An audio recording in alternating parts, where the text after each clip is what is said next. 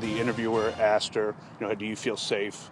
At that time, she broke down, crying, saying, I don't feel safe anymore. A 13-year-old girl is now living in fear of her own mom. Clewiston police say Gabrielle Jones traumatized the girl with a pot of boiling water.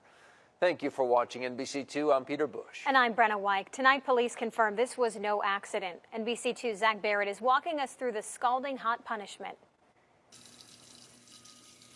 A pot of water takes about 5 minutes to boil. The victim was dipping her hair and tightening the braids. It only took those 5 minutes to put Gabrielle Jones behind bars. The hot water accidentally fell onto the other little girl's shoulder. She screamed. Detective Williams worked the case for the Clewiston Police Department.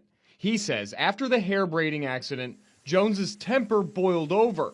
She yelled at her 13-year-old daughter, following her to her room while calling her names. She then told the victim that she was going to show her how it feels. Police say Jones then marched into her kitchen, filled up a pot of water, and then actually stood there for 5 to 8 minutes waiting for that water to boil.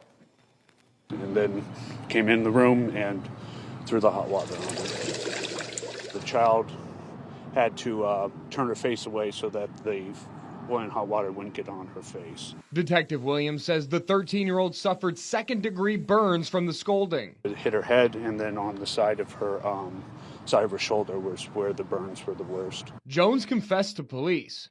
Williams says the victim is traumatized. The interviewer asked her, do you feel safe? At that time, she broke down, crying, saying, I don't feel safe anymore. When I hear stories of children being abused and neglected, it breaks my heart. Linda Goldfield works with abused children at Youth Haven in Naples. She says abuse like this can have long-lasting impacts on a child. A trauma, frankly, can be deadly. A judge has told Jones she can't have any contact with any of her kids. Reporting for